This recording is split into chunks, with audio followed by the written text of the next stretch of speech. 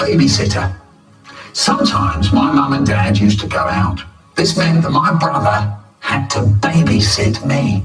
He hated it because I just wouldn't go to bed when he told me to. He was 4 years older than me. Well, actually, he still is. He'd shout, he'd rant and rave, "Will you go to bed?" But I never went until I heard the front door open with mum and dad coming back, and then I'd be upstairs into bed in a flash. Anyway, after a few months of this, my mum and dad tried something new. Just before they went out, they said, "Right, Mick, you go to bed before we go out, and you stay there." Okay, I said, okay. Yeah, okay. And off I went to bed. I lay there waiting to hear the front door close. Slam! And straight away, I was out of bed, down the stairs, into my brother's room. There he is, sitting there, reading. First of all, he tries, "I'm not taking any notice of Michael." He goes on reading. I think I'll make him notice. I put my face behind the book with my eye peeping round the edge of the book. Every time he gets to the end of a line, his eye looks into my eye. He tries to pretend I'm not there. It's no good. He can't. My eye is peeping away like mad round the edge of the book. He starts to laugh. Look, look, he says, "Look, this isn't fair. You promised you'd stay in bed. I'll tell him I will." So now I go and stand by the door and I fiddle. I make little rattly noises with the handle and the key. Fiddle diddle, riddle diddle. He tries to pretend I'm not there. It's no good. He can't. I'm rattling away like mad with the handle and the key. He starts to laugh. "All right," he says, "all right, that's it." He sounds like he's going to really do for me. So now he tries, "I'm going to be so boring.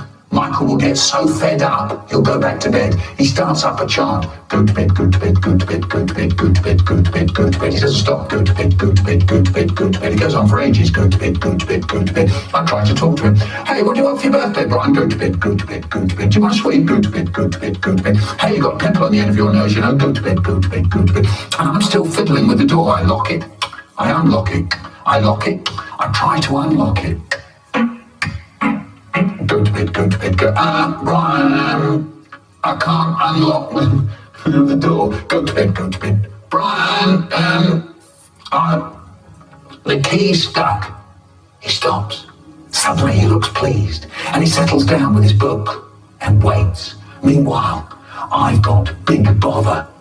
They're going to come back and find me here, and I've got out of bed, and I've come in his room, and I've locked the door, and it's really late, and it's all my fault. I try, and I get that key to work. Fiddle, riddle, diddle, diddle, fiddle, riddle, diddle, diddle. For 3 hours I'm at it, and all the time my brother is not taking any notice of Michael. The front door opens.